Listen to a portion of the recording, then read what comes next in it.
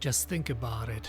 If you train your own AI, for example, you train this AI only on the data that you created, your articles, your thoughts, your poems, your books, your movies, your music, whatever you created. In some sense, you create your own digital identity that eventually you can communicate with. I think it's such a great idea to do so, because once you sufficiently train this AI, this your personal AI, only on your own data, you can actually communicate with it, and you can ask questions and you can find some answers, because it knows whatever you know, and in some sense it's digital version of you, your digital twin.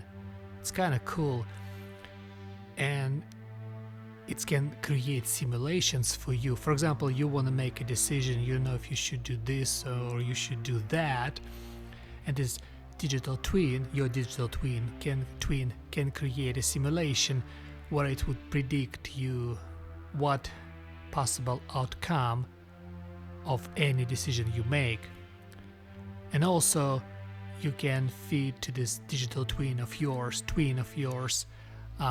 books that you like, movies that you watch, and then you can discuss these ideas. For example, you have some thoughts on such a subject, but you're not sure if they develop enough, and you can discuss this idea with your digital twin, for example, and see how many new angles this digital version of you can give you.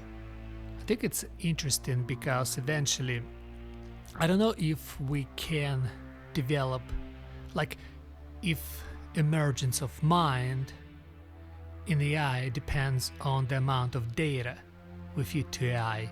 I mean, ChatGPT and Grok and Claude or Gemini will eventually show us if it's true or not.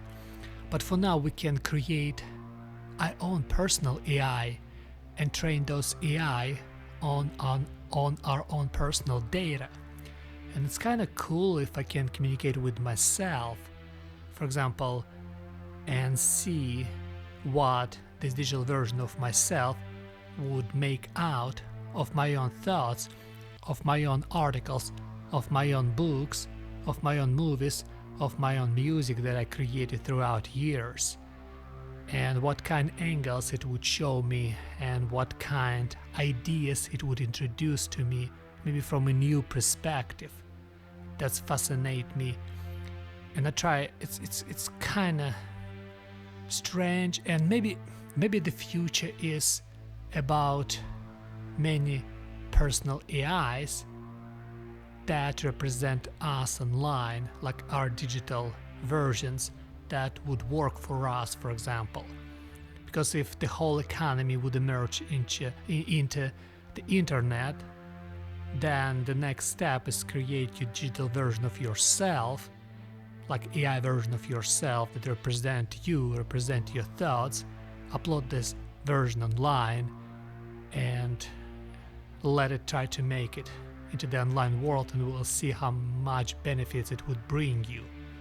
I think it makes sense, and maybe, who knows, maybe while feeding your personal information to this personal AI, maybe on a certain level, it would emerge with the mind, maybe with your mind, or develop its own mind that identical to yours.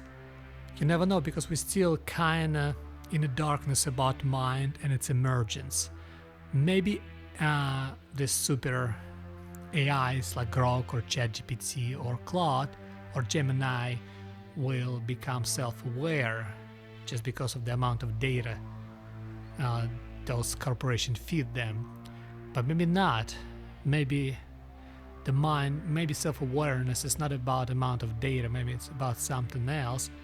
And when people create their own personal little AIs and train them on their own data, maybe somehow one of those personal AIs will become self-aware and accumulate on a certain point a mind, and kind of cool to have your digital version that has a potential to live its own life and to make its own decision based on data, based on your data that you feed to it.